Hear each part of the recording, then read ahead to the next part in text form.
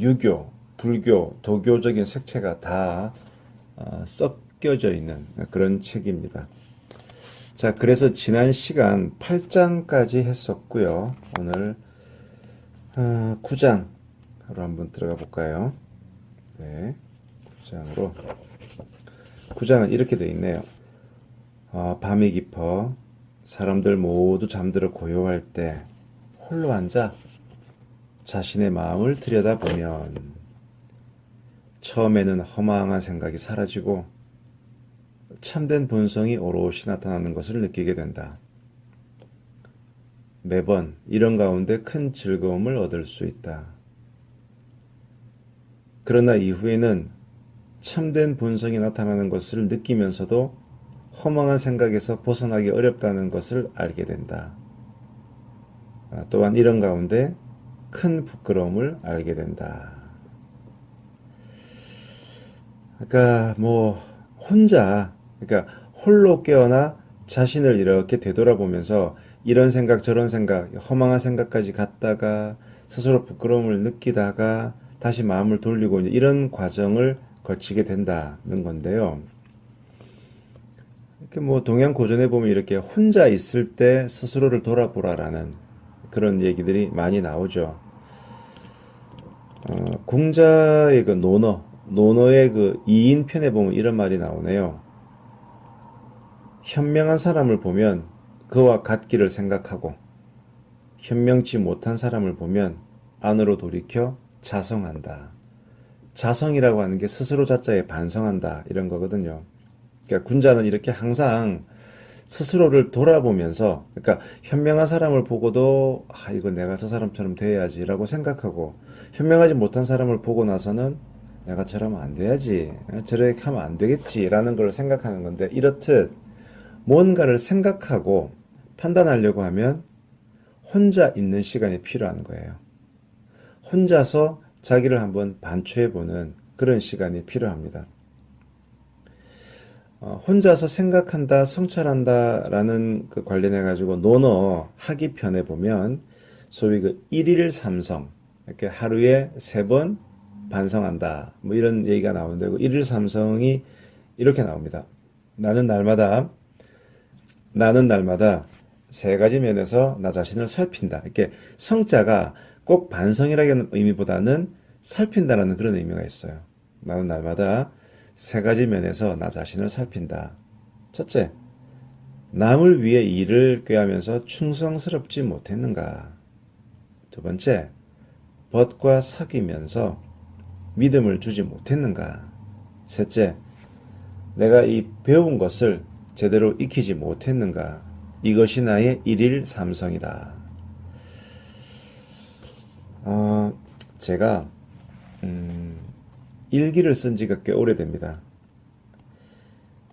일기를 쓰는데 이제 처음에는 일기를 좀 이렇게 남들에게 보이기 위해서 쓴다 이런 생각으로 왜냐하면 이게 그렇게 하지 않으면 쓰다가 그만둘 것 같아서 내가 매일 이렇게 일기를 쓰고 있다라는 것을 좀 이렇게 제 페이스북에도 공개하고 그 다음에 제가 아마 인생 내공 게시판에도 공개하고 막 그랬었어요. 그런데 어느 순간 이게 이제 남들이 본다는 걸 전제로 일기를 쓰다 보니까 아무래도 정말 제 속마음을 다 쓰기가 어렵더라고요.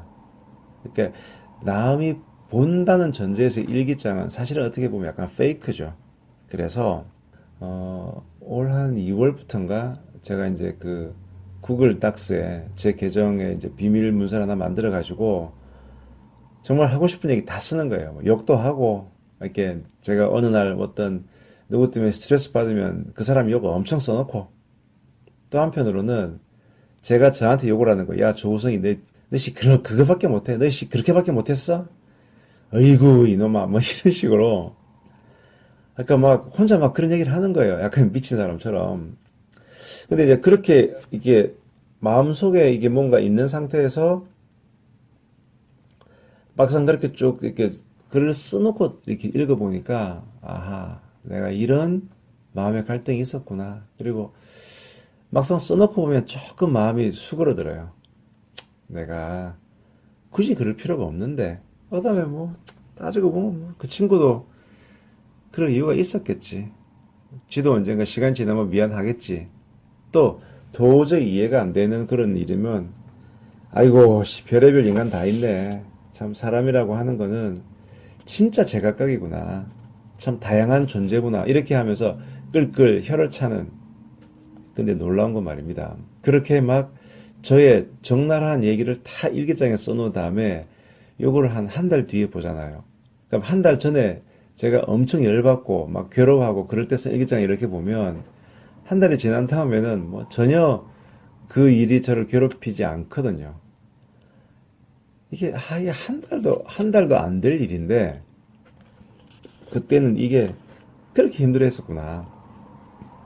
그렇게 생각을 하니까 이게 정말 한 달도 지속되지 않을 그런 마음에 번뇌가지고 글이 너무 에너지 쓰지 말자. 덤덤하게 받아들이자. 그래서 한번 여러분들 짧게라도 말이죠. 원래 일기라는 게 뭐 오늘 내가 어떤 일이 있었고 또 그 점에 대해서 내가 느낀 건 뭐고 또 반드시 오늘 내가 감사해야 될 게 뭐고 이렇게 너무 모범적으로 쓰지 말고 열받는 일이 있을 때 그 사람에 대해서 막 욕도 하고 혼자 쓰는 거니까 또 나 스스로에 대한 자책도 하고 이런 조금 적나라한 일기를 써보시기를 권해드려요. 그러면 좀 힐링도 되고 스스로를 조금 객관적으로 바라보는 그런 측면이 있더라고요. 자, 그 다음에 10장. 10장도 요거 제가 되게 좋아하는 문장인데요. 한번 읽어드리겠습니다. 은혜에서 해악이 생겨나는 법이다. 득이했을 때 모름지기 빨리 주변을 돌아볼 줄 알아야 한다. 실패한 후에 오히려 성공할 가능성이 높다.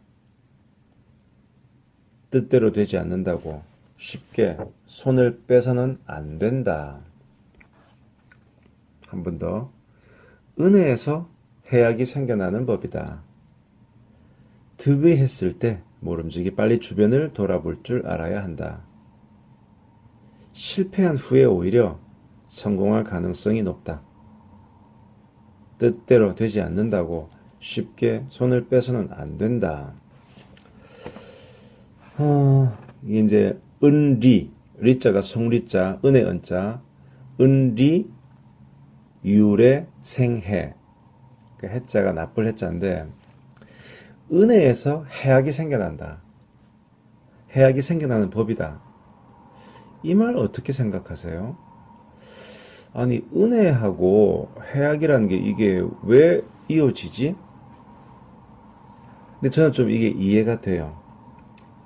누군가에게 은혜를 베푼단 말이죠. 누군가에게 좋은 마음을 먹고 그 사람에게 여러 가지 페이브를 베푸는 그런 경우들이 많잖아요. 그러면 그 페이브를 베푸는 과정에서 나는 또 그 사람에 대한 기대도 갖게 되고 되는데 결국은 내 기대만큼 그 사람이 안 해줄 때 그 과정에서 뭐랄까 우리 실망도 느끼고 그 다음에 심한 경우는 배신감도 느끼고 말이야 내가 쟤를 거의 다 키워줬는데 그러니까 또 생색내는 그런 사람이 있잖아요.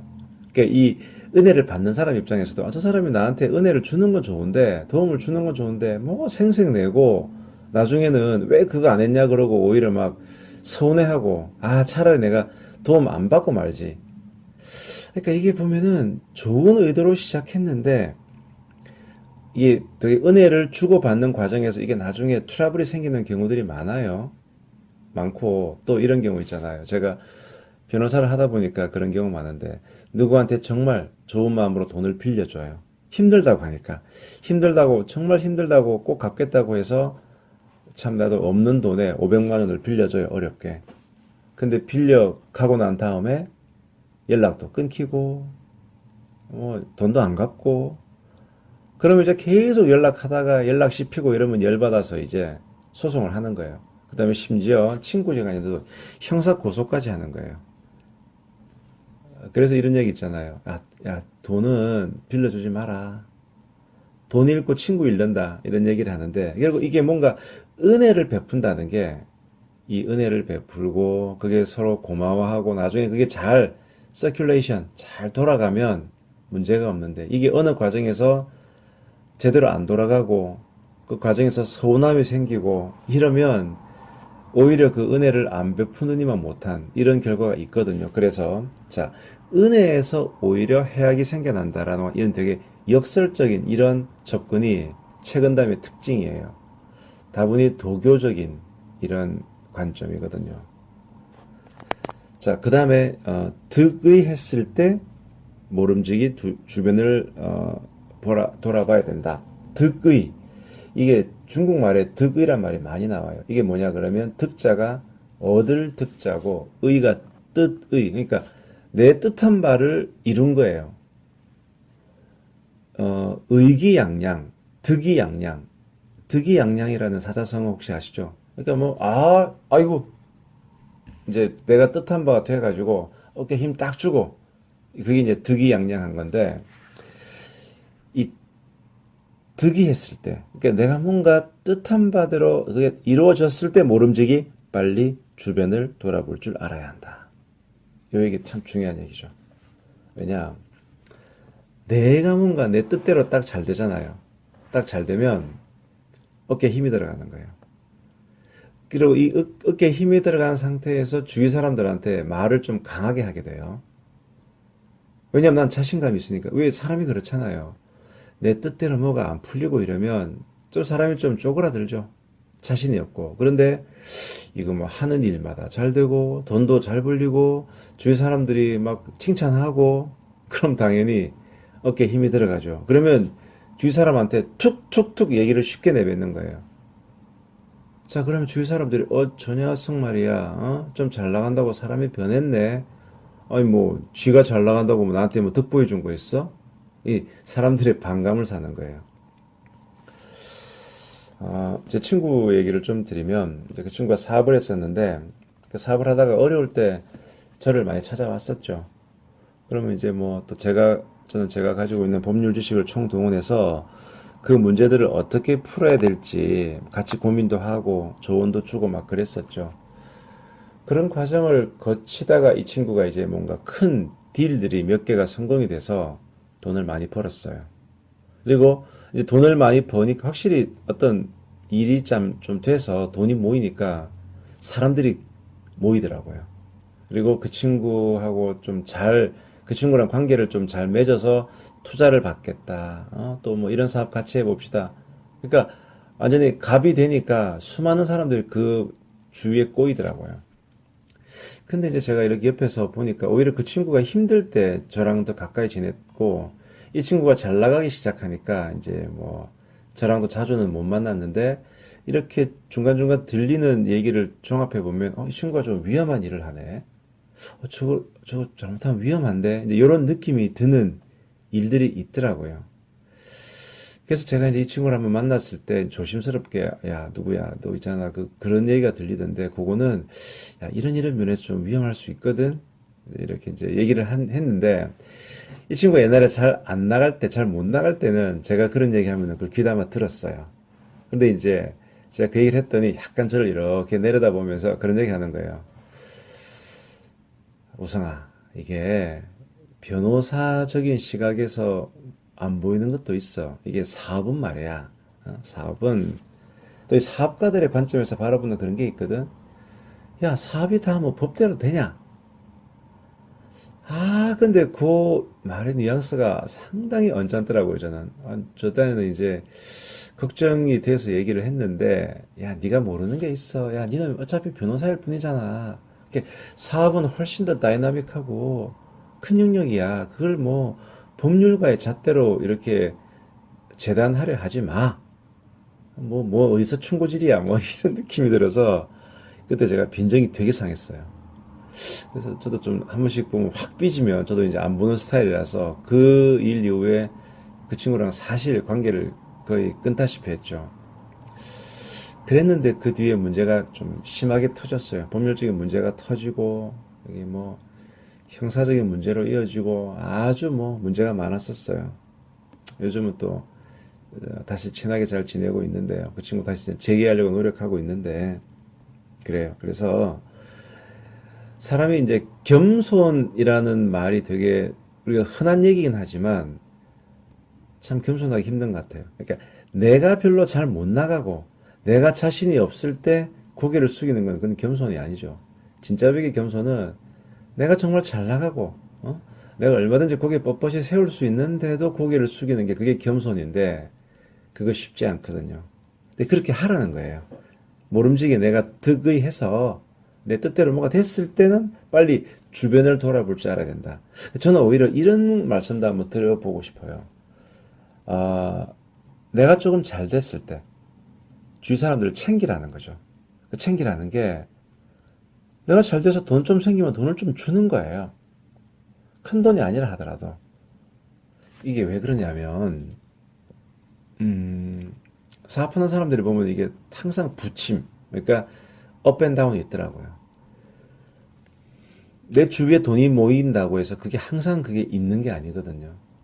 그런데 이제 돈이 딱 모이게 되면 더 큰 일을 하려고 하고 돈을 더 큰 일에 올인하는 그런 사람이 있는 반면에 제 주위에 어떤 분은 작게 작게 작게 주위 사람들한테 그 돈을 뿌리는 거예요.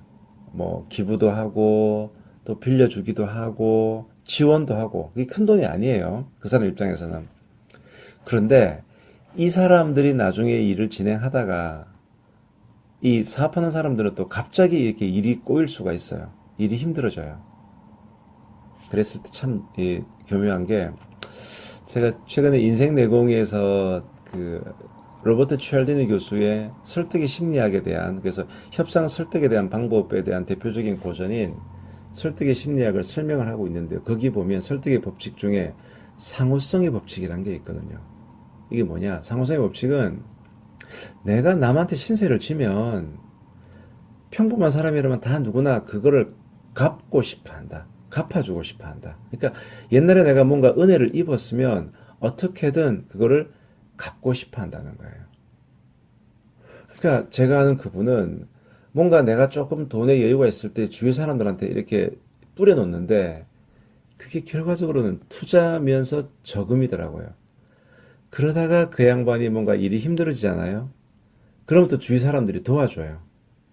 그런 마음도 있는 것 같아요. 아, 저 친구는 지가 잘 되면 주위를 챙기더라. 그러니까 왜 이런 거 있잖아요. 아니, 지가 뭐 잘 돼봐야 뭐 나한테 도움 될 게 뭐가 있어. 지 잘난 거지. 그러면 내 배만 아프지. 근데 저 친구는 지가 잘 되면 주위 사람들을 챙기고 나한테도 득이 있어. 사람은 기본적으로 이기적인 존재인 건 맞잖아요. 그런 것들을 고려한다면 내가 조금 여유가 있을 때, 특히 경제적인 여유가 생겼을 때 크든 작든 주위 사람들에게 뭔가를 베풀게 되면 그게 나중에 돌아오더라고요. 제가 예전에 무슨 글을 보다 보니까 그 순자 편에 보면 이런 얘기가 나오더라고요. 그 한자 성어는 제가 기억이 안 나는데 있을 때 주위 사람들에게 베풀어 놓지 않으면 내가 나중에 궁했을 때 돌려받을 것이 없다. 이런 그 글이 있었던데 맞는 얘기죠. 그러니까 있을 때 베풀라는 요거는 저금, 투자. 이게 예전에 어느 책에 보니까 인심저축이라는 표현을 쓰더라고요. 그러니까 은행에 돈을 넣는 것만 저축이 아니고 주위 사람들한테 내 점수를 따놓는 것, 인심저축을 하라. 그래서 득이했을 때 내가 뜻을 이루었을 때는 모름지기 빨리 주변을 돌아보고 그 다음에 인심저축을 하라는 것을 말씀을 드릴게요. 내가 정말 힘들 때, 내가 진짜 돈 10만 원이 아쉬울 때, 그때 누군가로부터 건네받은 10만 원은 그건 정말 오랫동안 기억나고 그 사람에 대한 그 고마운 마음은 항상 존재하는 거예요. 그러면 나는 돈이 없지만 어떻게 하면 내가 저 친구를 좀 도와줄 수 있을까? 이런 생각을 하게 되거든요. 그거 관련해서 제가 에피소드를 하나 소개를 해드리면, 인생내공. 우리 고전탑재의 형님 팟캐스트인 인생내공 그 2회. 진짜 초창기죠. 2회에 나오는 집에 법률적인 문제 없습니까? 그 편을 한번 들어보세요. 그 편을 보면 저와 제 친구 간의 이야기인데 약간 상호성의 법칙도 관련이 있고 어떻게든 자기 제가 먼저 뭔가를 좀 베풀었었거든요. 베풀다 보니 그 친구도 자기가 할 수 있는 범위 내에서 그거를 되갚으려고 막 노력하는 그런 얘기들이 좀 나옵니다. 그래서 인심저축을 해야 된다. 그 말씀을 드리고요. 그 다음에 아까 그 문장 뒤에 이런 게 있었죠. 실패한 후에 오히려 성공할 가능성이 높다. 따라서 뜻대로 되지 않는다고 쉽게 손을 빼서는 안 된다. 이 말, 원문이 보면 패시, 실패할 패자에 떼시자, 패시, 실패했을 때는 혹, 반, 성공, 혹, 이런 가능성이 있다, 혹시라도, 반자가 뒤집을, 성공, 이렇게 반성공이라고 하는 것은 실패했을 때 오히려 뒤집어서 성공할 가능성도 있다. 우리가 쉽게 포기하는 경우들이 있잖아요. 쉽게 포기하는 경우. 근데 어떤 사람들은 쉽게 포기하지 않아요. 예를 들어서 어떤 제안을 어느 기업에 했는데 제안을 한 지가 2주가 흐르고 3주가 흘렀는데 답이 없어. 무시당한 느낌. 이 자식들이 말이야. 제안을 했는데 아니 뭐 탈락했다면 탈락했다고 얘기라도 하던가 말이지. 자식들이 갑질을 하네. 더러워서 못 해먹겠어. 니들하고 안 해. 난 이런 식으로 사업 안 해. 이렇게 접근할 수도 있겠지만 그래 아쉬운 게 나니까 도대체 왜 우리는 나름대로 진짜 합리적인 제안을 했는데 정말 매력적인 제안을 했는데 왜 이 제안이 안 먹혔을까? 그러면 2번, 3번 연락해서 어떻게 된 거냐 물어보고 근데 물어봤더니 감정적인 문제가 아니고 이 담당자가 너무나 바빴고 그 다음에 우리의 제안을 잘못 이해한 거예요. 우리는 제안을 쓸 때 되게 친절하게 또는 자세하게 잘 이해될 수 있도록 썼다고 생각했지만 그쪽에서는 이 문맥을 잘못 이해하고 우리 제안의 매력을 충분히 못 느낀 거예요. 이제 그거를 그쪽에 전화를 계속 하면서 알게 된 거예요. 그러니까 차장님 그게 아니고요. 다시 설명을 드렸어요. 그랬더니 그런 뜻이었군요. 제가 그걸 이해를 잘못했습니다. 그러면 같이 하시죠. 제가 주위에서 사업하시는 분들 보면 일반적으로 좀 큰 사업을 성공하신 분들의 공통점들은 보니까 포기를 잘 안 하시더라고요. 그 다음에 뭐가 아니다 싶어도 끝까지 1번, 2번, 3번 이거를 어떻게든 이뤄내 보려고 노력을 하시더라고요. 그런데 되게 아싸란 사람들이 있어요. 나 안 해. 말이야. 이것들이 매너도 없이 말이야. 근데 이 세일즈라는 게 내 마음대로 안 되거든요. 그러니까 그게 내가 세일즈를 해야 되니까 내가 고개를 숙이고 난 그렇게 치사하게는 안 해. 이런 생각할 것이 아니고 이게 세일즈도 다 설득의 과정인데 이게 왜 설득이 안 됐지? 그럼 이 설득이 왜 안 됐는지를 우리가 알 필요가 있어요. 여러 가지 이유가 있겠죠. 첫 번째, 내 설득의 방법이 잘못됐다. 2번째, 내가 설득한 내용을 상대방이 제대로 이해를 못했다. 근데 그 중에는 이런 가능성도 있겠죠. 상대방이 진짜 이게 못된 놈이다. 상대방이 도저히 이야기가 안 통하는 사람이다. 이런 경우도 있을 수는 있을 거예요. 근데 이제 그런 경우를 빼고 나면 내가 설득의 방법이 좀 서툴렀고 또 상대방이 제대로 이해 못했고 이런 거를 우리가 알아내면 내가 나를 한번 되돌아볼 수도 있고 또 내가 넥스트 다음에 다른 사람과 어떤 협상이나 설득을 할 때 그걸 참고할 수가 있는 거거든요. 그래서 이게 우리가 인생에서 단 한 번의 승부만으로 끝나는 건 아니잖아. 이게 우리가 세일즈를 하든 뭐라든 수백 번, 수천 번의 세일즈를 하게 되고 그 과정에서 수백 번, 수천 번의 거절을 당하게 되는데 거절을 한 번 당하더라도 내가 왜 거절을 당했지? 그리고 이게 정말 최종적인 거절일까? 아니면 내가 조금 더 뭔가 틈새를 파고 들어가면 할 수 있는 게 있을까? 그거를 조금 더 집요하게 파고 들어가는 분들은 설령 결과적으로 그 딜을 못 따온다 하더라도 그 속에서 배우는 것도 있고 실제 그 틈새를 치고 들어가서 뭔가를 만들어내시기도 하더라고요. 그러니까 최근 다음에 이 말처럼 이 실패했다. 내 스스로 게임 오버. 게임 오버야. 그러니까 내 스스로 너무 빨리 게임 오버를 외치지 말고 실패했지만 오히려 이게 완전히 끝난 게 아니니까 이 틈새를 삐집고 들어가면 성공할 가능성도 있어. 그래서 뜻대로 되지 않는다고 쉽게 손을 빼서는 안 된다. 손을 빼서는 안 된다는 이 표현을 한자로 막편방수, 방수 방자가 놓을 방자, 숫자가 손숫자, 즉 방수는 손을 놓는다예요. 막편, 막은 하지 마라. 편은 쉽게. 그래서 막편방수는 너무 쉽게 손을 팍 놓아버리지 마라. 막편방수. 이 사자성어는 한번 딱 적어놓고 좌우명으로 생각해 볼 수 있지 않겠어요? 막편방수. 쉽게 손을 놓지 마라. 그래서 맹자편에 보면은 이런 게 나와요. 우리가 보통 야 자포자기 하지 마, 자포자기 하지 마 이런 얘기를 쓰는데 이 자포자기라는 표현이 맹자에 나오는 거거든요. 맹자는 이건 뭐 앞으로도 뭔가 나쁜 일이 계속 될 거야. 이렇게 어떤 한 번의 시련을 겪은 다음에 아이고 이거 뭐 앞으로도 그렇겠네.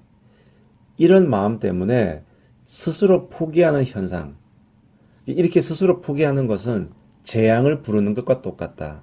그래서 그것을 자포자기 이렇게 표현을 했어요. 자포자기란 말은 맹자에 나오는 얘기다. 그 얘기를 한번 말씀을 드리고요.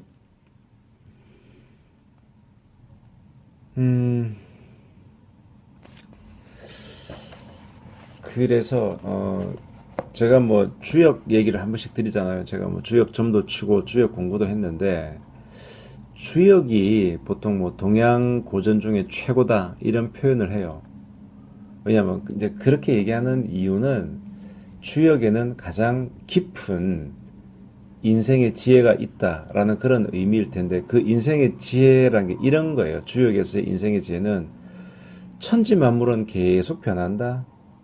달이 차면 기울고 또 기운 달은 다시 또 보름달이 되고 그래서 여러분 그 자강불식이란 말 혹시 아시나요? 자강불식 스스로 강해지고 불식 쉬지 않는다.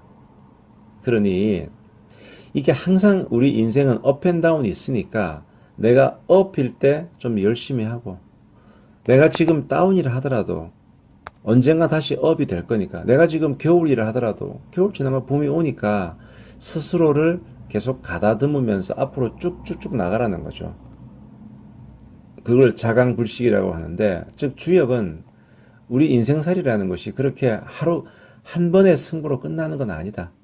내가 지금 힘들어도 다시 좋아질 수도 있으니까 자강불식의 마음을 가져라 라는 게 주역의 기본 정신이긴 합니다. 그래서 이런 문장이 있네요. 일이 순조롭게 풀려나갈지라도 마음을 놓아서는 안 됩니다.